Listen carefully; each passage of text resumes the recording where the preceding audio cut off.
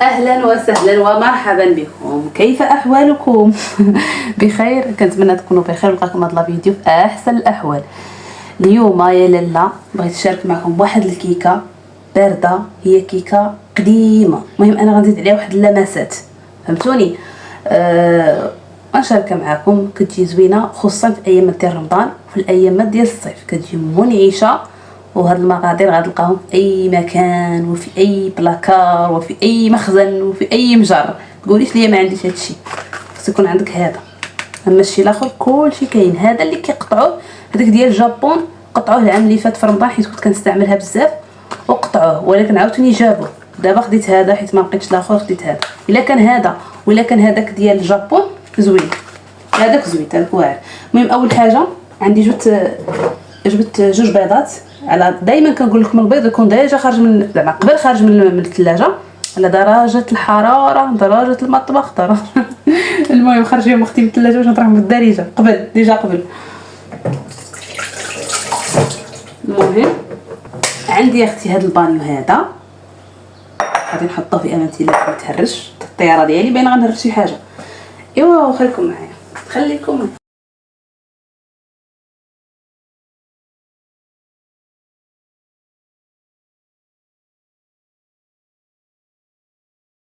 نبداو البنات على بركه الله. عندنا جوج بيضات. الا كانت بيضاك هو في الصراحه ديري جوج، نقول لك ديري بيضه ما كايناش حجم عائلي اختي، ما يمكنش ديري بيضه واحده.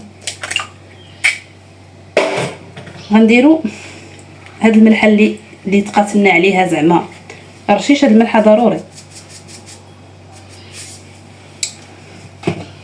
وعندي كاس ما عامرش، المهم كاس صغير، هذا ماشي كاس ديال العلبه.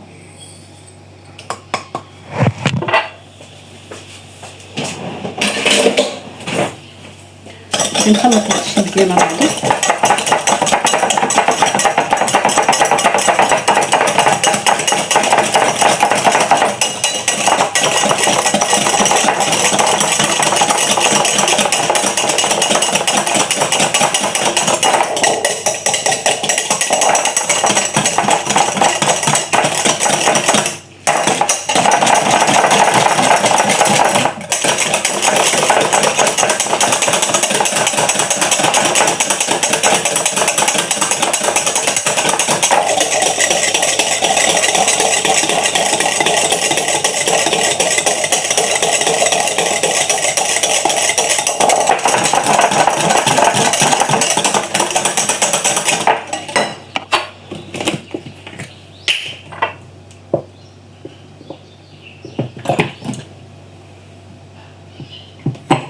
وغنديروا تقريبا هاد كاس اللارب ديال الزيت.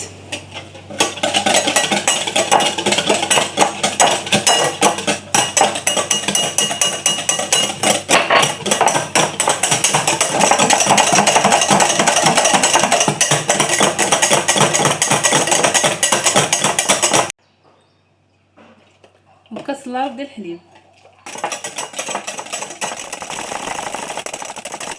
الفاني غنسموها بالحامض، ما عنديش الماء الفاني ما لقيتوش.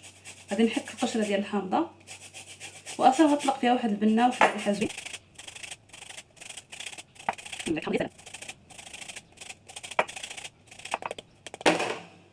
المعلقه الاولى داكشي قدامكم، المعلقه الثانيه ومعلقه عامره، المعلقه الثالثه، المعلقه الرابعه، المعلقه مره واحده.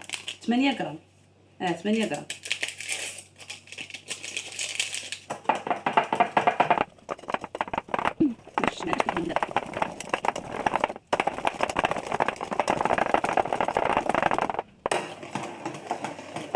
بنات فاش دهنت الطاوه ديالي، انا عندي هذا المول هذا، عندي هاد الطاوه هذه دائريه، عندكم طويله ديروها ماشي مشكل.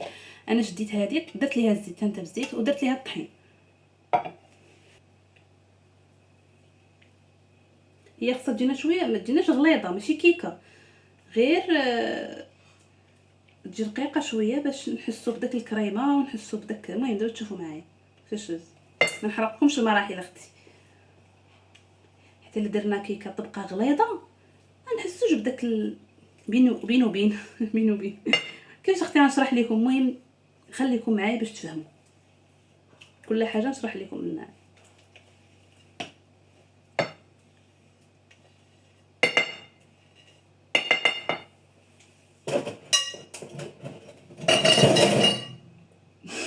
نديش المهم غنوزعوها بحال هكا مع الجوانب. غندخلوها الفران، ندخلوها الفران 120 درجه الحراره من الفوق ومن التحت. نخليوها دابا.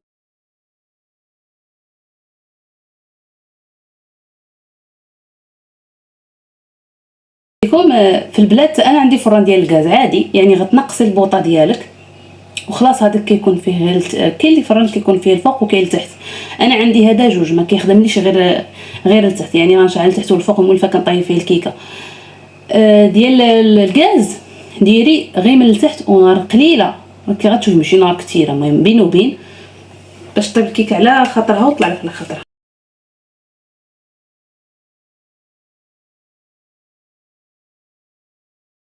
دابا غادي ندوزو باش نديرو الكريمه. تبعوا معايا مزيان. نديرو كاس، هذا كاس ديال العصير، يعني كاس ديال الماء ولا العصير، المهم كاس كبير. ها هو الاول، ها الثاني، المهم 2 كيسان ونص باتيسير. هاد الكريمه هادي كريم باتيسير. انا غندير 3 المعالق، الاولى وهاد الثانيه وهاد الثالثه. وبالنسبه للسكر غادي ندير 2 معالق. كنتو كتبغيو الحلاوه ديروا 3. وغادي نخلط هادشي في الحليب بارد مزيان، وغادي نشعلوا عليه البوطه على نار مهيله. وانا كنحرك، ما كنحبش ما تتحرك، يعني انا غوفق البوطه وانا كنحرك باش ما يلصقش لينا.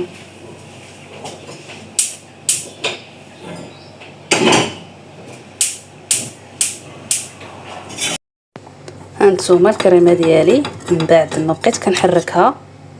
الا حركتوها بقيتو كتحركوها غتجيكم بحال هكا ملسه كما كنقولوا. خليتوها وعاد من بعد زدتو حركتوها غتبقى تكور لكم وغتلقاو معاها مشكل. المهم هانتوما بحال هكا. دابا غنطفي عليها على ما طيب ليا الكيكه. خليتها شويه سائله على ما حيت دقيقه كتشرب هاد الكريمه. على ما طيب ليا الكيكه غندوز نعصر الليمون ونخلطو عاوتاني.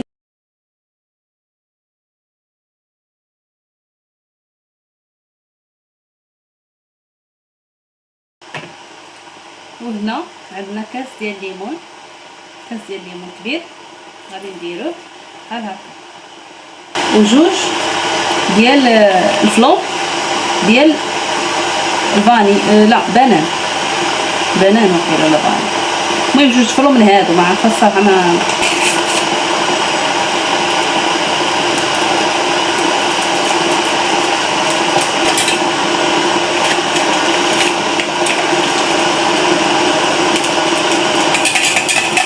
المهم نخلطو كما كتشوفوا.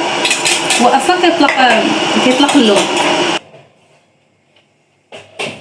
انت اختي شمي ليا وشوفي ليا محمره. انا كنبغيها تكون حمراء. عرفتي واحد ريحه حامض، الحامض ما نقول لكمش طالعه فيها يا سلام. شوفوا اش قلت لكم، بغيت لاباط تجيني رقيقه.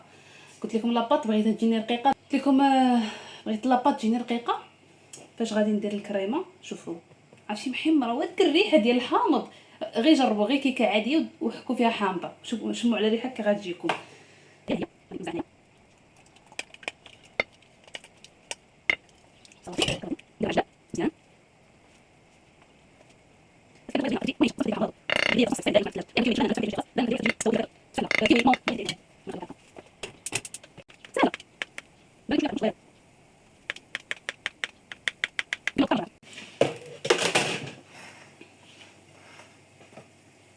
دابا البنات غنبدا نستف بشكل عادي.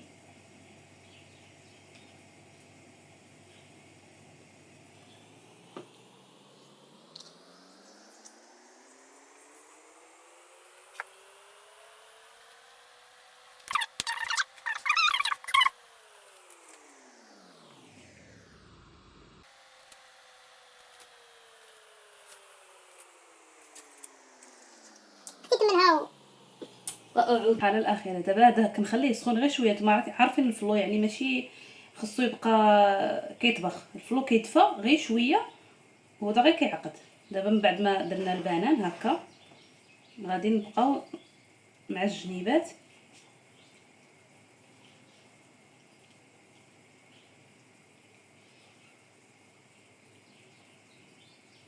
نسقيوها كامله. واخا تشوفوه سائل راه غادي الثلاجه راه دغيا هو نتوما عارفين الفلو عارفينو زعما دغيا كيجمد.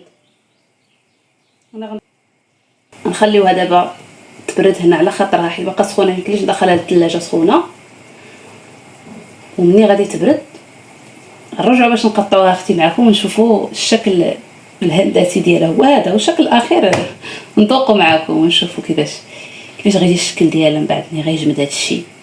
يا وليدي بحال الجليجه يا سلام. دابا انا المهم خبر براسكم.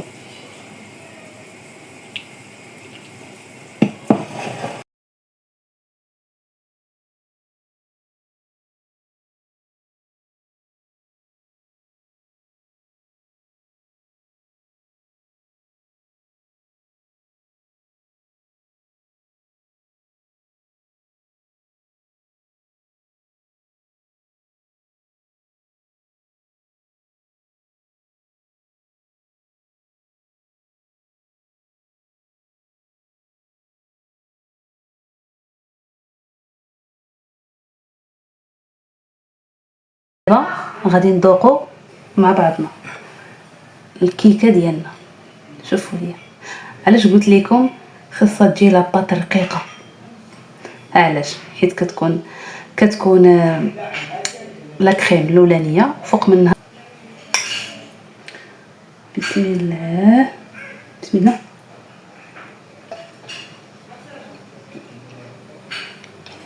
شحال زوينه وديك لاباط. المهم ديك جربوها البنات واعره. المهم جربوها ردوا عليا. جربوها البنات واعره تيقوني ومنعشه. المهم تهلاو فراسكم مع فيديو جديد ان شاء الله مع افكار جديده. وما ننساوناش من واحد اللايك ديالكم وواحد الكومونتير زوين بحالكم.